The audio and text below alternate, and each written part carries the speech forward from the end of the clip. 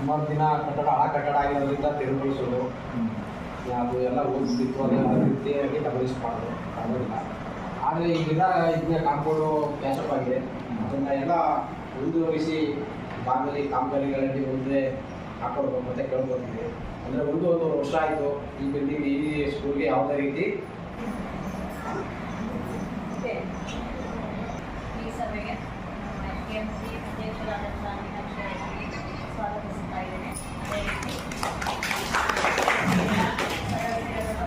ಪೋಷಕರುಗಳು ಬಂದಿದ್ದೀರಾ, ಅವರಿಗೂ ಸ್ವಾಗತವನ್ನು ಕೊಡ್ತಾ ಇದ್ದೀನಿ. ಮನವಿಯನ್ನು ಸಲ್ಲಿಸಿದ್ವಿ ಮತ್ತು ಅರ್ಜಿಯಲ್ಲೂ ಸಹ ಈ ತಿಂಗಳಲ್ಲಿ ಕೊಟ್ಟಿದ್ದಾರೆ. ಹಾಗಾಗಿ ನಾವು ಮಾಡಿಸ್ಕೊಡ್ತೀವಿ. ಬಟ್ ನಿಮ್ಮ ಪಂಚಾಯಿತಿ ಮೆಂಬರ್ಸ್ ಯಾರೂ ನಿಮ್ಮ ಶಾಲೆ ಕಾಂಪೌಂಡ್ ಇದನ್ನು ಸಭೆಯಲ್ಲಿ ಪ್ರಸ್ತಾಪ ಮಾಡಿಲ್ಲ. ನಾವು ಮಾಡ್ತೀವಿ ಅಡಿಗೆಯಾ ಏನವ ಮಾತಾಡೋದಿಲ್ವಾ?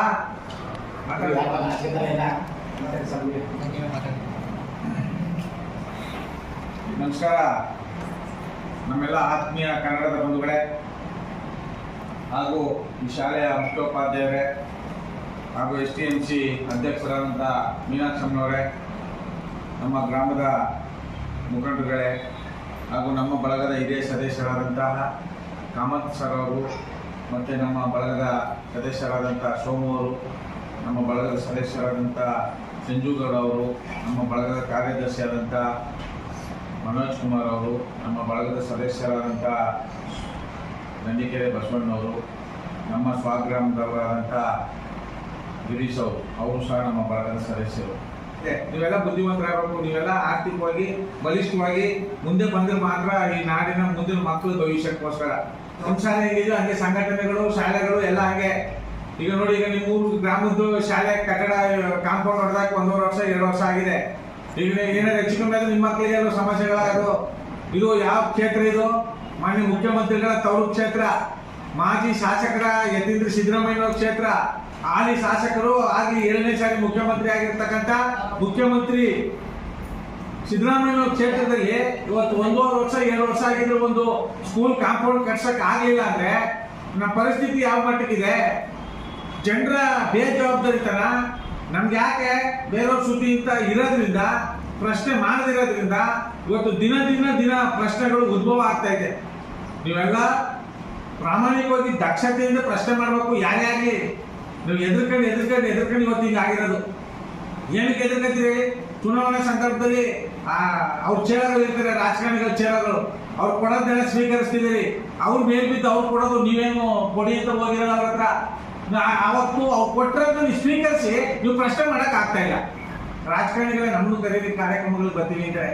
ನಾವು ಅವ್ರ ಕರೆದು ಸನ್ಮಾನ ಮಾಡಿದ್ರೆ 1-2 ಲಕ್ಷ ಕೊಟ್ಟು ನಮ್ಮನ್ನು ಬುಟ್ಟಿಗೆ ಹಾಕೊಂಡ್ಬಿಡ್ತಾರೆ. ಇನ್ನು ನಾಳೆ ಅವ್ರು ಏನೇ ಮಾಡಿದ್ರು ನಾವು ಹೋರಾಟ ಮಾಡೋಕ್ಕಾಗಲ್ಲ. ಈ ಥರ ಸಂಘಟನೆಗಳಿಗೂ ಈ ರೀತಿ ಬಹಳ ಒತ್ತಡಗಳು ಇರ್ತವೆ. ನಾವೆಲ್ಲ ಒತ್ತಡಗಳು ಮಣಿದು ನಮ್ಮ ಸ್ವಇಚ್ಛೆಯಿಂದ ನಮ್ಮ ದುಡ್ಡಲ್ಲಿ ಹೋರಾಟ ಮಾಡ್ತಿರೋದಕ್ಕೆ ಇವತ್ತು ನಮ್ಮ ಹೋರಾಟಕ್ಕೆ 100ಕ್ಕೆ 100 ಭಾಗ ನ್ಯಾಯ ಸಿಗ್ತೈತೆ, ಕೆಲಸಗಳ ಅಭಿವೃದ್ಧಿಗಳಾಗ್ತವೆ. ದಯಮಾಡಿ ನೀವು ಮುಂದಿನ ದಿನಗಳಲ್ಲಿ ಆಸೆ ಆಕಾಂಕ್ಷೆಗಳಿಗೆ ಬಲಿಯಾಗಬೇಡಿ. ಅವ್ರು ಕೊಡೋದನ್ನ ಬ್ಯಾಡ ಅನ್ಬೇಡಿ. ಎಡಪಡಿ ಕೆಲಸ ಮಾಡಿಸೋ ದಿಕ್ಕಲ್ಲಿ ನೀವು ಸಾಗಬೇಕು, ಒಗ್ಗಟ್ಟಾಗಬೇಕು. ಈಗ ನಾವು ನೋಡಿದ್ದೀವಿ ಸುಮಾರು ಕಡೆ ಮಹಿಳಾ ಸಂಘಗಳು, ಚಾಮುಂಡೇಶ್ವರಿ ಸಂಘ, ದುರ್ಗಾ ಪರಮೇಶ್ವರಿ ಸಂಘ, ಆ ಸಂಘ ಈ ಸಂಘ ಅನ್ಕೊಂಡು 20 ಜನದ್ದು ಆಧಾರ್ ಕಾರ್ಡ್ ತಗೊಂಡು ಕೊಡ್ತಿದ್ರಲ್ಲ, ಹಂಗೆ 20 ಜನ ಸೇರ್ಕೊಂಡು ಹೋಗಿ ಎಡಪಟ್ಟು ಇಟ್ಕೊಂಡು ಕೆಲಸ ಮಾಡುವಂತ ಕೇಳ್ಬೇಕು ನೀವು. ಹಂಗಾಗ್ಲಿಲ್ಲ ಅಂತ ಕೆಲಸ ಮಾಡಲ್ಲ ಕಣವ. ಹುಡುಗಿ ನೀವೇನು ನಮ್ಮ ಸ್ವಾರ್ಥಕ್ಕೋಸ್ಕರ ಯಾರು ಮೇಡಮ್ ಸ್ವಾರ್ಥಕ್ಕೋಸ್ಕರ ತಗೊಂಡು ಮನವಿ ಕೊಟ್ಟಿಲ್ಲ. ಮಕ್ಕಳ ಹಿತದೃಷ್ಟಿಯಿಂದ ಇಲ್ಲಿ ಸರ್ಕಾರಿ ಸವಲತ್ತುಗಳನ್ನ ಕಾಪಾಡ್ಕೊಳ್ಳೋ ದೃಷ್ಟಿಯಿಂದ ಅವರು ಮನವಿ ಮಾಡಿರೋದು. ಆ ಮನವಿಗೆ ಸ್ಪಂದಿಸಲಿಲ್ಲ ಅಂದ್ರೆ ಇಲ್ಲಿ ಚುನಾವಣೆ ಸಂದರ್ಭದಲ್ಲಿ MP MLಗಳು ಬಂದಾಗ ಇವರು ನಮ್ಮ ನಾಯಕರು, ಇವ್ರು ಧೀಮಂತ ನಾಯಕ, ನಮ್ಮ ದೊಡ್ಡಪ್ಪ, ನಮ್ಮ ಚಿಕ್ಕಪ್ಪ, ಇವ್ರು ಬಿಟ್ರೆ ಯಾರಿಲ್ಲ ಅಂತ ನಿಮ್ಗೆಲ್ಲ ಯಾಮರಿಸ್ತಾರಲ್ಲ, ಅವರೆಲ್ಲ ಎಲ್ಬೋದ್ರು ಇವತ್ತು. ನಿಮ್ಮಂತ ಅಕ್ಕ ಬಂದು ಪರಿಚಯ ಮಾಡಿಸ್ಬಿಟ್ಟು ಬೀದಿಲಿ ಮೆರವಣಿಗೆ ಮಾಡ್ಕೊಯ್ತಾರಲ್ವ, ಕೈ ಮುಗ್ಕೊಂಡು ಕಾಲೇ ಇಟ್ಕೊಂಡು, ಅವರು ಇವತ್ತು ಎಲ್ಲಿ ಹೋದ್ರು? ಅವ್ರನ್ನ ನೀವು ಪ್ರಶ್ನೆ ಮಾಡ್ಬೇಕಾಗಿರೋದು. ಅವತ್ತು ಕರ್ಕೊಂಡ್ಬಂದು ಸಿದ್ದರಾಮಯ್ಯ ಓಟ್ ಹಾಕ್ಸಿಲ್ಲಪ್ಪ, ಯಡಿಯೂರಪ್ಪನ ಓಟ್ ಹಾಕ್ಸ್ತಿಲ್ಲಪ್ಪ, ಕುಮಾರಸ್ವಾಮಿ ಓಟ್ ಹಾಕ್ಸ್ತಿಲ್ಲಪ್ಪ.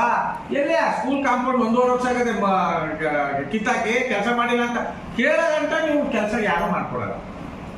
ಯಾಕಂದ್ರೆ ಅವರು ಚುನಾವಣಾ ಸಂದರ್ಭ 1 ರೂಪಾಯಿ ಖರ್ಚು ಮಾಡಿ ಇವತ್ತು 10 ರೂಪಾಯಿ ಸಂಪಾದನೆ ಮಾಡ್ತಾ ಇಲ್ಲ, 100 ಸಂಪಾದನೆ ಮಾಡ್ತಿಲ್ಲ, 1000 ಸಂಪಾದನೆ ಮಾಡ್ತಿಲ್ಲ, 1 ರೂಪಾಯಿಗೆ 1 ಲಕ್ಷ ಸಂಪಾದನೆ ಮಾಡ್ತಾವ್ರೆ. ಅದು ನಮಗೆ ಅರ್ಥ ಆಗ್ತಾ ಇಲ್ಲ. ದಯಮಾಡಿ ಮುಂದಿನ ದಿನಗಳಲ್ಲಿ ಇವಕ್ಕೆಲ್ಲ ಅವಕಾಶ ಮಾಡಿಕೊಡ್ಬೇಡಿ. ದಕ್ಷತೆಯಿಂದ ಪ್ರಾಮಾಣಿಕವಾಗಿ ಯಾರು ಊರಲ್ಲಿ ಒಳ್ಳೆಯವರು ಅವ್ರನ್ನ ಗುರುತಿಸಿ ಹೊಸ ಮುಖಗಳನ್ನ ಆಯ್ಕೆ ಮಾಡಿ ಹಳೆ ಮುಖಗಳನ್ನ ಮುಟ್ಟಾಕಿ. ಇವತ್ತೇನು 224 ಜನ ಶಾಸಕರವರೇ ನಮ್ಮ ಕರ್ನಾಟಕದಲ್ಲಿ ಒಬ್ರು ಸಹ ಕನ್ನಡ ಶಾಲೆಗೆ ಉಳಿಬೇಕೋಸ್ಕರ ಒಬ್ರು ಹೋರಾಟ ಮಾಡಿಲ್ಲ. ಇವತ್ತು ಮೈಕ್ರೋ ಫೈನಾನ್ಸ್ ಎಷ್ಟು ಜನ ಹೆಂಗಸರು ಸತ್ತವ ನೀವೆಲ್ಲ ನೋಡ್ತಿದ್ರಲ್ಲ ಸಾಮಾಜಿಕ ಜಾಲದಲ್ಲಿ 25-30 ಜನ ಹೆಂಗಸರು ಸತ್ತವರಲ್ವ ಮೈಕ್ರೋ ಫೈನಾನ್ಸ್ ಇಂದ. 25 ಜನ ಜೀವ ಹೆಚ್ಚು, ಅವ್ರು ಕೊಟ್ಟಿರ್ತಕ್ಕಂಥ 2,000 ರೂಪಾಯಿ ಹೆಚ್ಚು. ಈಗ ಅವ್ರು 10,000 ಕೊಡ್ಬೋದು ಮುಂದಿನ ಚುನಾವಣೆಗೆ. ಈಗ 25 ಜನ ಬರ್ತಾರ? ಯೋಚನೆ ಮಾಡಿ. ಅದಕ್ಕೋಸ್ಕರ ಪ್ರಾಮಾಣಿಕತೆಗೆ ಬೆಲೆ ಕೊಡಿ. ಅಂಬೇಡ್ಕರ್ ಅವರು ಹೆಸರು ಹೇಳೋಷ್ಟು ಪ್ರಾಮಾಣಿಕತೆ ರಾಜಕಾರಣಗಳು ಇವತ್ತು ಯಾರು ಇಲ್ಲ. ಹೋರಾಟಕ್ಕೆ ಅಂಬೇಡ್ಕರ್ ಹಿಂಗಿರ್ಕೊಂಡು ಹೋರಾಟ ಮಾಡ್ತಾರೆ. ಅವ್ರ ಹೆಸರು ಹೇಳೋ ಫೋಟೋ ಇಟ್ಕೊಳ್ಳೋ ಯೋಗ್ಯರು ಇವತ್ತು ನಮ್ಮ ಕರ್ನಾಟಕ ರಾಜ್ಯದಲ್ಲಿ ಇಲ್ಲ. ಮುಂದಿನ ದಿನಗಳಲ್ಲಿ ಮೈ ಚಳಿ ಬಿಟ್ಟು ನಿಮ್ಮ ಮಕ್ಕಳ ಭವಿಷ್ಯಕ್ಕೋಸ್ಕರ ನೀವು ಪ್ರಶ್ನೆ ಮಾಡಬೇಕು. ಇವರು ಶಿಕ್ಷಕರು ಸಹ ಮಕ್ಕಳ ಮೇಲೆ ನೋಡಿ ನಮಗೆ ಬಹಳ ನೋವಾಗ್ತಿದೆ. ಅದರಿಂದ ಇವತ್ತು ಇಲ್ಲಿ ಹೊಡಿತಾ ಇಲ್ಲ, ನೀವು ಅಲ್ಲೋ ಹೊಡಿಸ್ತಾವ್ರೆ. ಪೊಲೀಸ್ ಸ್ಟೇಷನ್ ದಿನ 10, 20, 30 ಕೇಸ್ಗಳು ದೂರ ಆಗ್ತವೆ. ಅಲ್ಲಿ ಹೊಡಿದ್ರಲ್ಲ ಪೊಲೀಸರು ಲಾಠಿ ರುಚಿ, ಅಲ್ಲೂ ಹೊಡಿಸ್ಕೊಂಡು ಬಂಡಿ ಬಿದ್ದವ್ರಿಗೆ ಅಲ್ಲೂ ಬುದ್ಧಿ ಕಲಿತಿಲ್ಲ, ಅಪ್ಪ ಅಮ್ಮನೇ ನೋಡ್ಕೊತಿಲ್ಲ. ಅದಕ್ಕೋಸ್ಕರ ದಯಮಾಡಿ ನೀವೆಲ್ಲ ಮುಂದಿನ ದಿನಗಳಲ್ಲಿ ಏನೇ ಊರಲ್ಲಿ ಒಂದು ಒಳ್ಳೆ ಕಾರ್ಯಕ್ರಮಗಳಿಗೆ, ಒಳ್ಳೆ ಅಭಿವೃದ್ಧಿ ಕೆಲಸಗಳಿಗೆ ನೀವೆಲ್ಲ ಒಗ್ಗಟ್ಟ ಆಗ್ಬೇಕು. ನೋಡಿ, ಇವತ್ತು ನಾನು ಒಳ್ಳೆಯವ್ರ ಸವಾಸ ಮಾಡಿದ್ದೀನಿ, ಒಳ್ಳೆಯವ್ರ ಜೊತೆ ಇರ್ತೀನಿ. ಏನಾದ್ರು ಒಂದು ಮನ್ಸನಾಗ ಹುಟ್ಟಿ ಮನ್ಸನ್ನು ಒಂದು ನಾನು ಜನ್ಮನಾಗ ಏನಾದ್ರು ಒಂದು ಸಾಧಿಸ್ಬಿಟ್ಟು ಏನಾದ್ರು ಒಂದು ಕೊಟ್ಬಿಟ್ಟು ಹೋಗೋಣ ಕೊಡುಗೆ. ಬರೀ ವಸೂಲಿ ಮಾಡೋ ರಾಜಕಾರಣಿಗಳಿರೋದ್ರಿಂದ ನಾವೇ ಎಚ್ಚರಿಸಬೇಕು, ನಾವೇ ಬುದ್ಧಿ ಕಲಿಬೇಕು. ಧೈರ್ಯ ಮಾಡಿ ಪ್ರಶ್ನೆ ಮಾಡಬೇಕು, ಧೈರ್ಯ ಮಾಡಿ ಒಳ್ಳೆಯವರಿಗೆ ಬೆಂಬಲ ಕೊಡಬೇಕು.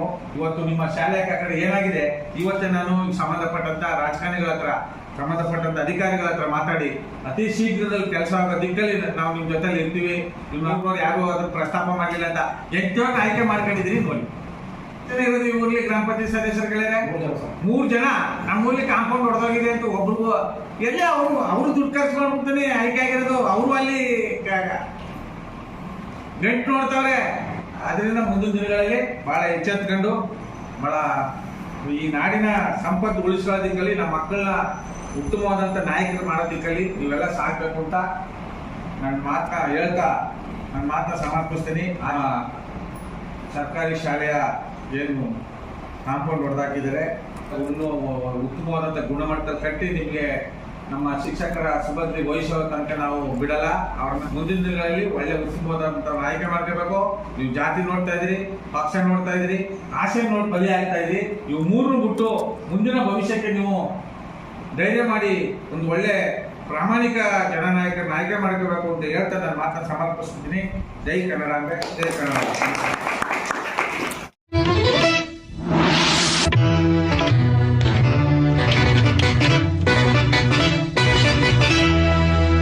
ರೆಡ್ ಬಟನ್ ಒತ್ತಿ ಫ್ರೀ ಸಬ್ಸ್ಕ್ರೈಬ್ ಆಗಿ, ಆಮೇಲೆ ಬೆಲ್ ಬಟನ್ ಮಾತ್ರ ಮರಿಬೇಡಿ.